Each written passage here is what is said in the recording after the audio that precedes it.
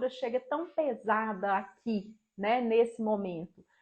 Muitas vezes, e na grande maioria das vezes, é porque eu não tive tempo para olhar para isso antes, preparar para esse momento. E não é preparar para a menopausa, é preparar para a vida.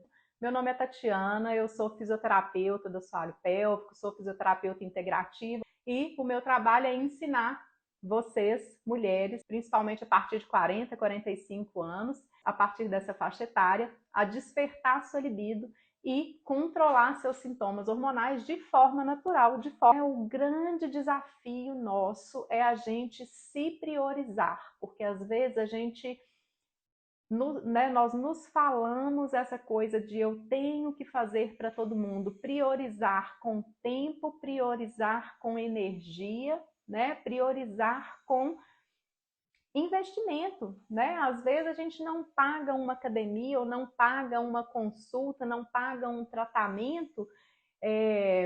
E aí eu tenho filha adolescente, né? E a filha quer fazer uma escova no cabelo, quer fazer isso, quer ir numa festa, quer comprar um vestido novo, quer tudo, e tudo isso faz parte do nosso papel de mãe, do nosso papel de mulher, né? Mas assim, como que às vezes priorizar a nós mesmas é difícil, parece que a gente está fazendo com culpa. E se eu tenho que tirar alguma coisa do meu horário para poder atender filho, marido, trabalho, eu tiro do meu, eu não tiro do deles. E tá tudo certo, às vezes eu vou ter que tirar, mas assim, nós sempre nos oferecemos em sacrifício, nós nos sacrificamos, né? Nós já nos crucificamos o suficiente para a gente não se cuidar. Nós precisamos investir, nós precisamos colocar a nossa energia na forma que a gente quer ser.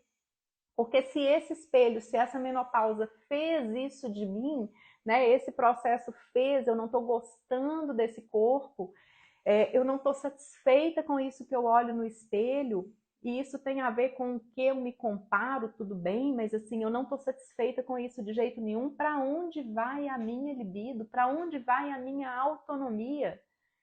Eu vou ficar dolorida, porque articulações doloridas são também em decorrência de falta de movimento. Aí eu vou ter lesão de menisco, aí eu vou ter lesão disso, daquilo outro, de falta de um movimento que eu não arrumei tempo para me dar massa muscular, para me cuidar nesse sentido. E aí depois, as mesmas pessoas que você sacrifica o seu tempo para oferecer, para proporcionar para elas, são as primeiras que vão te chamar de chata, né, de hipocondríaca, de mania de doença, de cheia de dor, porque às vezes também nós fazemos isso. Como que eu olho para uma pessoa mais idosa, para uma mãe, para uma avó, para uma tia que se abandonou há um tempo atrás e está lá hoje dependente, né? E aí eu estou aqui no meu trabalho precisando, né, chegar, fazer acontecer, falar, programar, né, e viver, e cuidar da minha família, cuidar de mim. E essa pessoa me demanda porque ela não se cuidou antes. Olha como que a gente faz nessa transmissão de geração em geração, meio, né, tá tudo certo, mas está tudo errado. Assim, se cada um se cuida para ter uma autonomia, lá na frente eu libero o outro.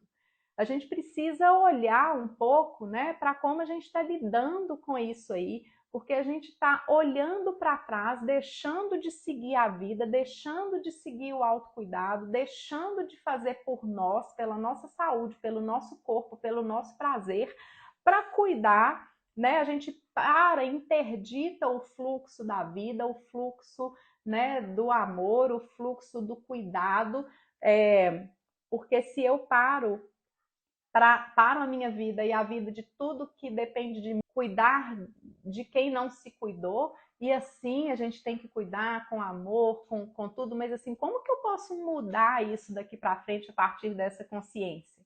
Porque se eu paro a vida e não me sustento fisicamente, não consigo me cuidar para ser minimamente independente, para ter, né, um envelhecimento. E envelhecimento é hoje, não é amanhã, não. Né? Para eu ter uma vida mais leve, mais prazerosa, para eu conseguir me levantar da cadeira, subir uma escada, dançar, viver a vida. À medida que a gente se restringe, a gente não cuida, né? E a gente fala que a culpa é da menopausa, porque os hormônios caíram, então é assim mesmo. Aí a gente cai na mesma acomodação que eu falei ontem com relação à libido. É assim mesmo, eu não tenho libido. É assim mesmo, a menopausa veio e agora o corpo mudou. Sim, o corpo mudou. Isso é interessante para a gente não querer, com 50, ter, né, ficar numa dieta que me traga o meu corpo de 20, de 15. Apesar de que euzinha, hoje eu tenho o corpo melhor. Naquela época, né, meus cuidados eram muito diferentes, assim, não eram cuidados, né? Então eu posso falar, olha só que legal, que hoje eu estou mais satisfeita com o meu corpo do que naquela época lá, né? Mas tem gente que é diferente. Então, como que eu posso entender, sim, né, que a menopausa trouxe alterações hormonais, o que eu posso fazer por isso, né? O que eu posso fazer para eu não me sentir despencada, para eu me sentir ativa, e mais, não é só para o básico, né? Porque o básico, gente, deveria ser básico, né? Deveria ser a nossa disponibilidade de fazer o mínimo para a gente ter uma autonomia física, para a gente ter uma independência física, uma autonomia. E mais ainda, depois que eu garanto esse básico, esse mínimo, eu quero um pouquinho a mais para eu celebrar a vida de uma outra forma.